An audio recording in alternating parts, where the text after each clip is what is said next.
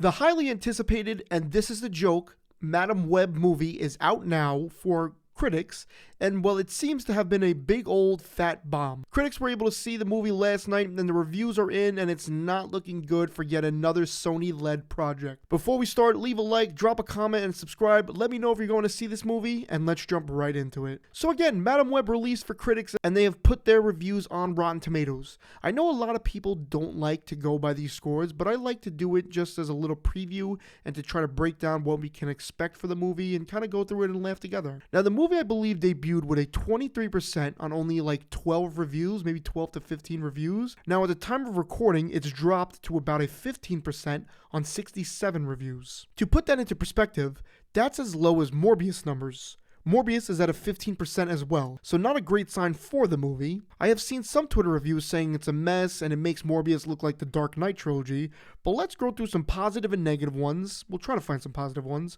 from Rotten Tomatoes. Let's begin. Since when did the new Marvel become the old DC? Madam Web is 100% absolutely the worst Marvel film ever made. Don't fall for the dark web of deceit. This is 50 Shades of Marvel messed up. Oddly enough, the most fascinating thing about the movie is its Pepsi product placement. Takes multiple fantastic female spider heroes and squashes them like bugs on the bottom of a boot. Now we are starting off hot. The worst Marvel film, but in its defense, it's a Sony Marvel film. I'm curious to the Pepsi comment, and it really made me want to see it a tiny bit more just to understand this comment and maybe have a good laugh. But let's continue. Madam Web is a laughable affair, intentionally so at times, but for much of its 2-hour runtime, the laugh comes at the expense of the arguably capable work being put in by its charming lead. Within 5 minutes of Madam Web, I heard in my head, it's Morbin time. The film spends a really good time by being entertainingly terrible, or what some might call camp.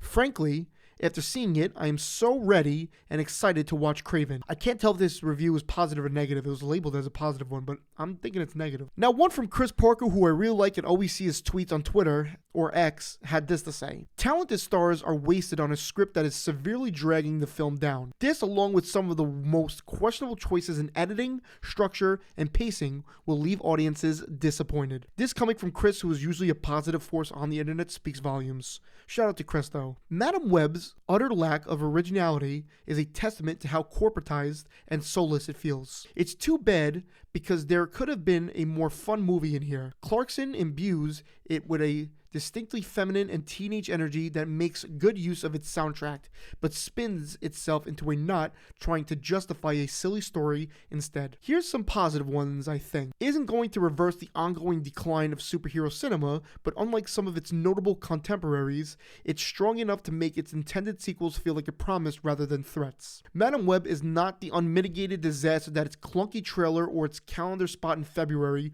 would suggest. I see this says it's not a disaster, but can't help but notice it got a 2.5 out of 4 and doesn't actually say that it's a good movie, so I don't know, it just kind of says it's not a disaster. That can mean a load of different things. More of the bad ones though, let's just jump right back into that.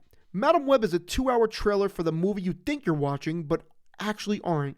If that's confusing, welcome to the world of Madam Web, where everyone is confused about basically everything all the time. A new low for Sony's Spider-Man-less movies, Madam Web is connected to the source material in name only, and seems more like a bland, watered-down episode of Netflix's Jessica Jones or the CW's Birds of Prey than a professional film. Yikes. Now to the first one, he says they are confused. Not sure if the characters who are confused or if it's the audience. Either way, doesn't sound good for anybody. And to Grace's comment, I haven't seen Jessica Jones or the CW Birds of Prey, but I've only heard great things about Jessica Jones, so I assume the CW show is also really good and she is trying to prove the point that female-centric stories can be good, only this does not do a good job at doing that. For better or for worse, Madam Web further illustrates that Sony's Spider-Man universe has potential when not trying to be a modern cinematic universe at all, and instead being a springboard for the most niche genre stories imaginable. Don't honestly know what this one means, I'm gonna be honest. On the basis of Madam Web,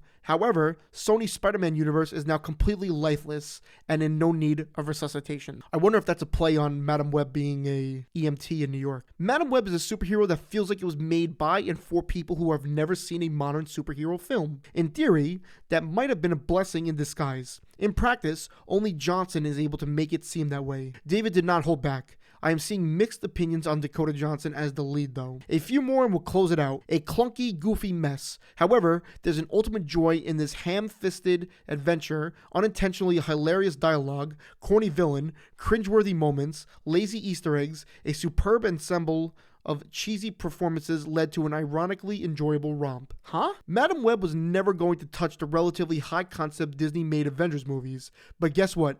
Tickets still cost just as much as they would for a more canonical Marvel movie.